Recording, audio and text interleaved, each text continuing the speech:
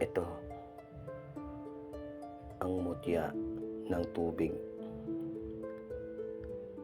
May gamit po ito na panghalina, pangakit, gamit na pampaswerte sa hanap buhay, sa trabaho man o negosyo.